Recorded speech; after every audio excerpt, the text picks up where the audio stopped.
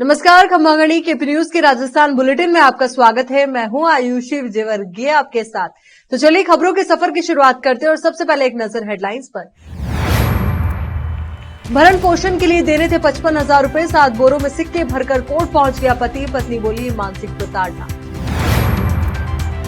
CM Gehlot पहुंचे Abu road Manpur हवाई पट्टी, बिपरजॉय से पीड़ित व्यक्तियों से की मुलाकात, हर संभव मदद का दिलाया भरोसा। नरेगा कार्य में हो रही धांधली के संदर्भ में जिला कलेक्टर को ग्रामीणों ने सौंपा ज्ञापन। बिपरजॉय का कहर, 24 घंटे से लगातार बारिश जारी, एक मकान के 2 कमरे गिरे, एक की मौत, 5 घायल, शहर की सड़कों पर भरा पानी। 12 में 3 साल बाद शहर में आज निकली भगवान जगन्नाथ की रथ यात्रा।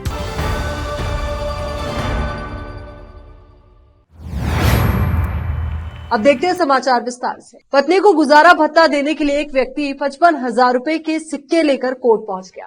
सिक्कों को देखकर वहां मौजूद हर कोई हैरान रह गया। जब पत्नी ने इसका विरोध किया तो पति ने कहा कि भारतीय कानूनी मुद्रा है और इसलिए इसे स्वीकार किया जाना चाहिए। इस पर कोर्ट ने पति को अगली तारीख पर सिक्के गिनवाने का आदेश दिया। पति को 1,000 रुपए का बैग बनाकर पत्नी को देने का निर्देश दिया।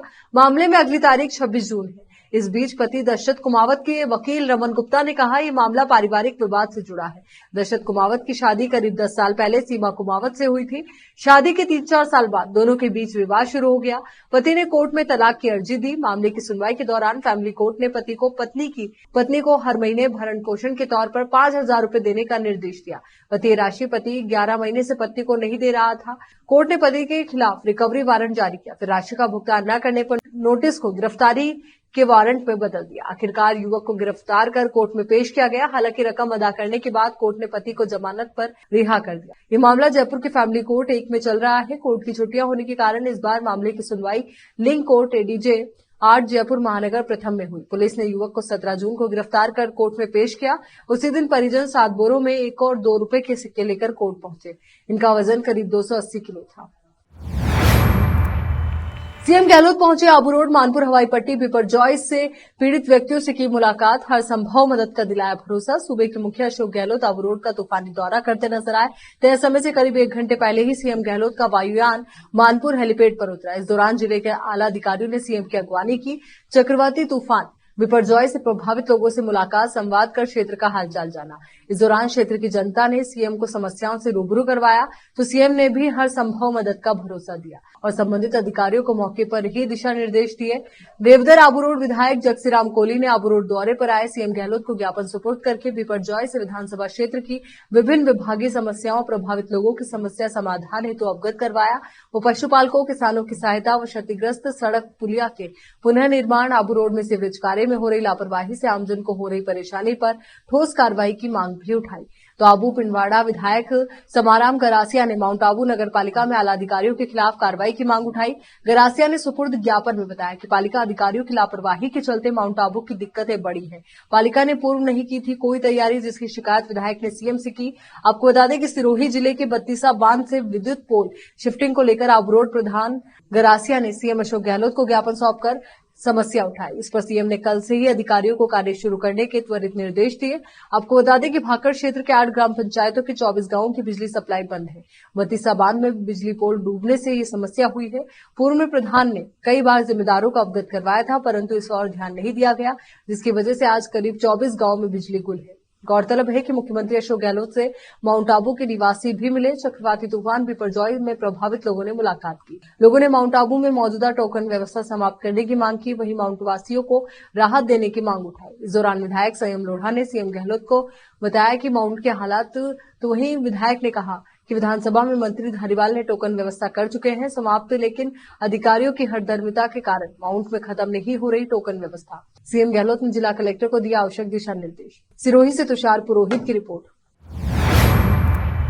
धौलपुर से अब खबर है, मंगलवार को जिला कलेक्ट्रेट में बाड़ी पंचायत समिति की ग्राम पंचायत जपावली के ग्रामीणों ने नरेगा कार्य में हो रही धांधली के संदर्भ में जिला कलेक्टर को ज्ञापन सौंपा।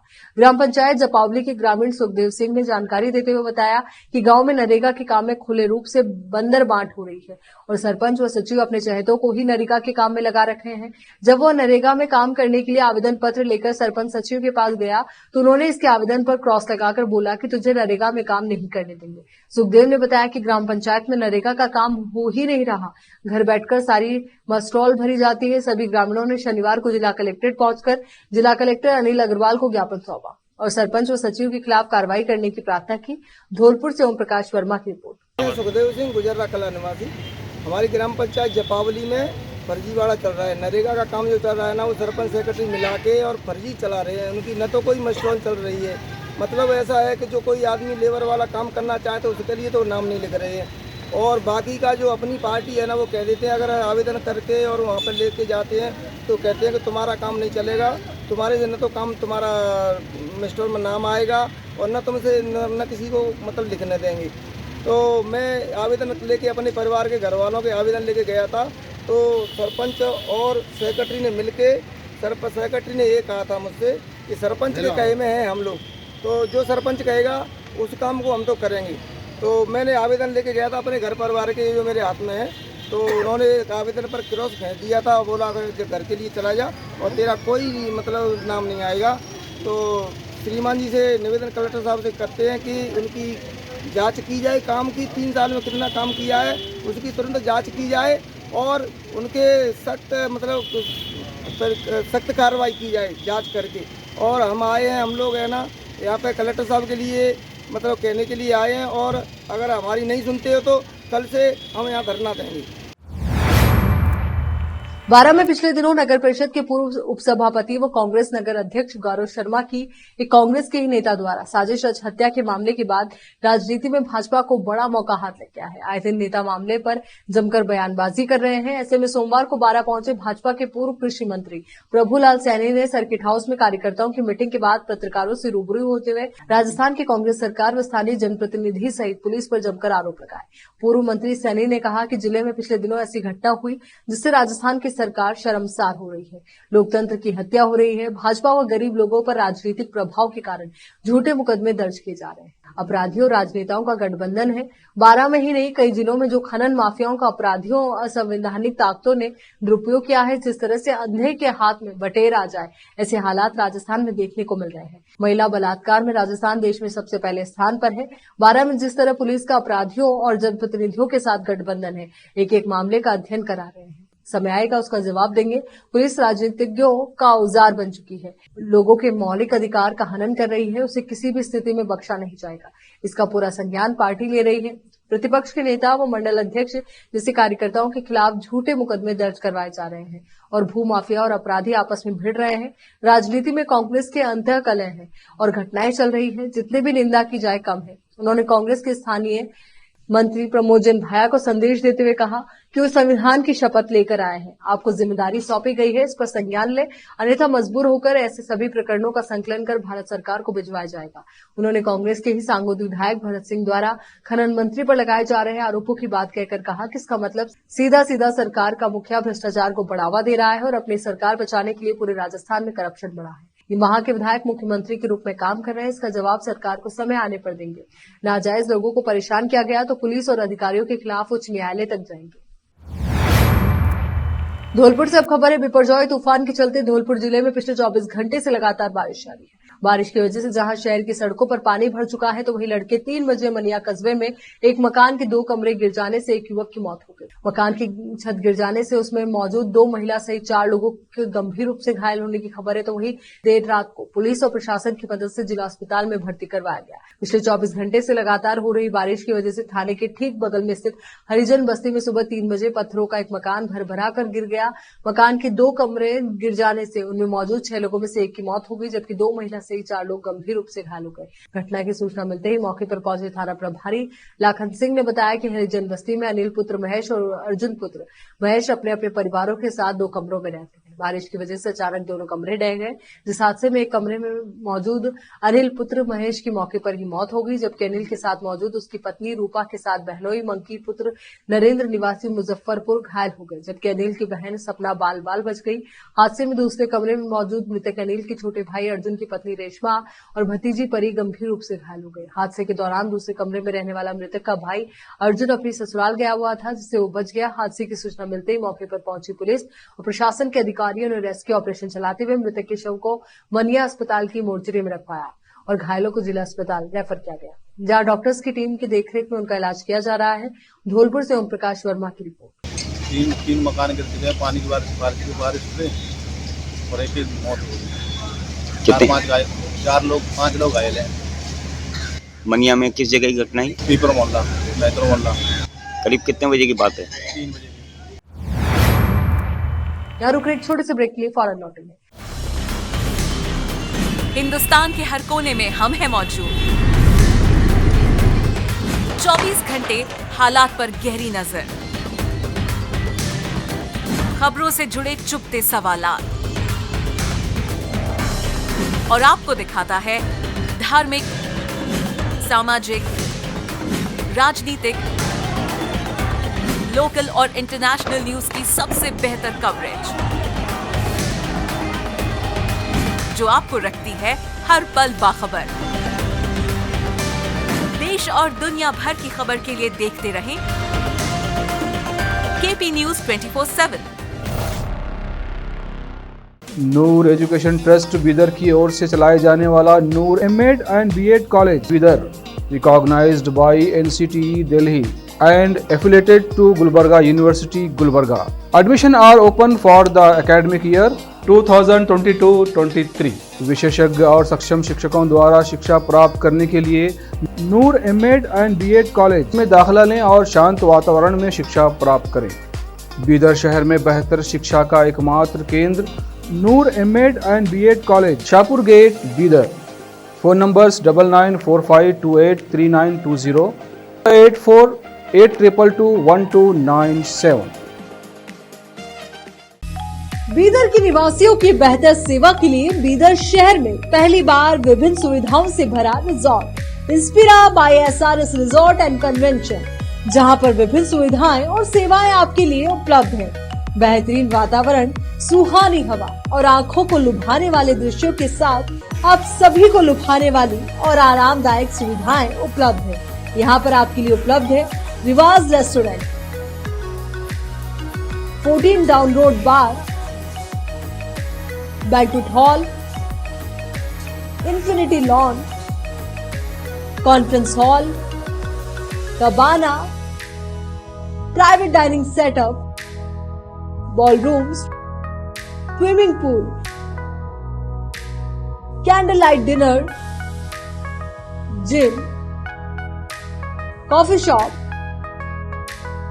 Executive deluxe room, executive twin room, suite room. इनके अलावा यहाँ का खाना बहुत ही लाजवाब, स्वादिष्ट और हेल्दी है।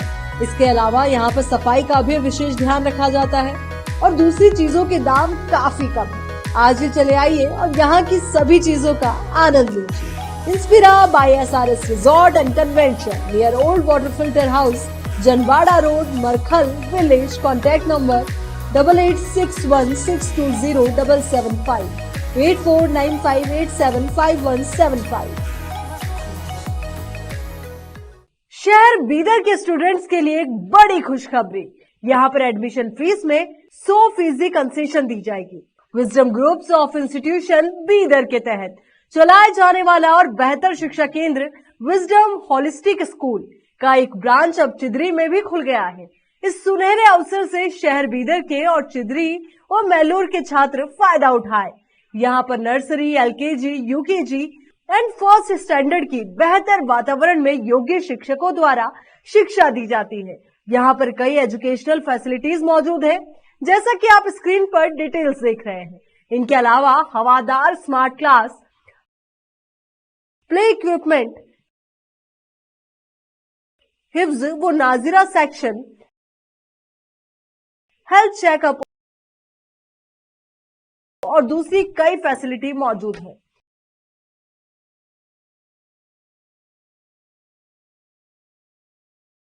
विजडम होलिस्टिक स्कूल की एक ब्रांच बीदर के फेमस इलाके चिदरी में खुल गई है, जहां पर एडमिशंस ओपन हो चुके हैं। अपने बच्चों की अच्छी शिक्षा के लिए आज ही विजडम होलिस्टिक स्कूल में admission दिलवाएं।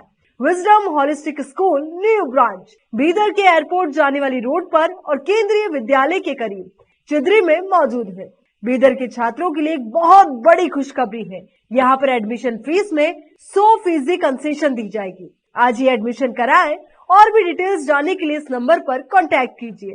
Contact number 9591978663, toll free number 1800123947, www.wisdominstitutions.com। Hindustan के हर कोने में हम हैं मौजूद। 24 घंटे हालात पर गहरी नजर, खबरों से जुड़े चुपते सवालात और आपको दिखाता है धार्मिक, सामाजिक, राजनीतिक, लोकल और इंटरनेशनल न्यूज की सबसे बेहतर कवरेज, जो आपको रखती है हर पल बाखबर। देश और दुनिया भर की खबर के लिए देखते रहें केपी न्यूज 24/7। ब्रेक के बाद बढ़ते हैं आगे। 12 से अब खबर है, 3 साल बाद शहर में आज निकली भगवान जगन्नाथ की रथ यात्रा। प्यारे राम जी के मंदिर से शाम 4 बजे ये रथ यात्रा शुरू हुई और इस बार भगवान जगन्नाथ बहन सुभद्रा और भाई बलराम के साथ रथ पर सवार हुए। शहरवासियों को दर्शन दिए, झांकियों के साथ घुड़सवार भी यात्रा में शामिल हुए। यात्रा समिति ने तैयारियों को अंतिम रूप दिया। राजस्थान के बारा में मंगलवार को 3 साल बाद ऐसी भव्य रथ यात्रा निकाली गई। रथ यात्रा महोत्सव समिति के तत्वाधान में इस बार रथ यात्रा में नई झांकियों के साथ ही घुड़सवार भजन मंडली भी शामिल हुई। तो वहीं समिति सदस्यों के अनुसार ये रथ यात्रा धर्मदा चौराहे, सदर बाजार, श्रीजी चौक, सब्जी मंडी, इंदिरा मार्केट और दीनदयाल पार्क होते हुए प्रताप चौक पहुंची, जहां आतिशबाजी के साथ महाआरती हुई। रथ यात्रा संयोजक गजेंद्र मालवीय ने बताया कि इस बार भगवान नए रथ पर सवार हुए हैं। इसके लिए समिति ने करीब 20 साल पुराना रथ बदला है। भक्त इस रथ को खींचते हैं। मान्यता है कि जिन्हें रथ को खींचने का अवसर प्राप्त होता है वो महाभाग्यवान होते हैं। परंपरा है कि साल में एक बार भगवान रथ पर सवार होकर अपनी मौसी के घर जाते हैं। बारा में भी इस परंपरा को कई सालों से निभाया जा रहा है। यात्रा को लेकर पुलिस और प्रशासन भी अलर्ट मोड पर है। यात्रा की तैयारियों सहित प्रचार प्रसार को अंतिम रूप दे दिया गया था। बिपरजॉय चक्रवात इंसानों के साथ साथ जहरीले सांपों पर भी कहर बनकर टूट पड़ा।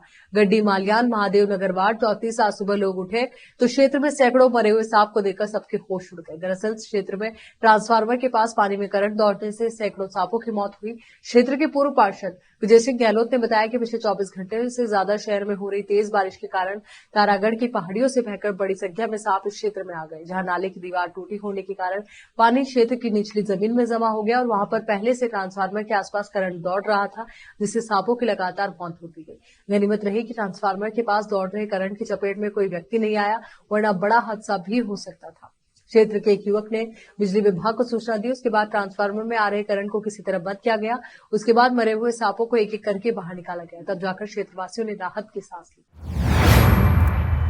शहर के प्राचीन प्यारे राम जी मंदिर पर सवेरे से ही उमड़ने लगे श्रद्धालु। 250 साल से चली आ रही है ये प्रथा। शहर में परंपरा, मंदिर में तोप दहन के साथ पूजा अर्चना का कार्यक्रम हुआ शुरू। शाम को 4 बजे निकली भगवान की भव्य रथ यात्रा। हजारों श्रद्धालु हुए यात्रा में शामिल। तो बारा के ऐतिहासिक प्यारे राम जी मंदिर की बात हम कर रहे हैं। आज भगवान जगन्नाथ की भव्य रथ यात्रा यहाँ पर निकली और इस दौरान सभी लोग यहाँ पर नजर आए। काफी संख्या में लोग मौजूद थे। तो वहीं मंदिर परिसर में से तोप दागी गई, जिसके साथ ही पूजा अर्चना का दौर शुरू हुआ। व्यापार संघ अध्यक्ष ललित मोहन खंडेलवाल ने बताया कि भगवान जगन्नाथ, बलभद्र और सुभद्रा की पूजा होती आई है। प्रतिवर्ष जन्माष्टमी और ग्रहण के समय पर परंपरागत तोप चलाई गई जाती है, उसी के साथ कार्यक्रम शुरू होते हैं। आज तोप चलाने के साथ ही रथ यात्रा की पूजा हुई। ये परंपरा अनादिकाल से चली आ रही है। यात्रा को लेकर लोगों में खासा उत्साह देखने को मिल रहा है। उन्होंने बताया कि भगवान की यात्रा में हजारों की संख्या में श्रद्धालु शामिल हुए। यात्रा शहर के परंपरागत स्थानों से निकली और प्रताप चौराहे पर पहुंची, जहां महाआरती का आयोजन।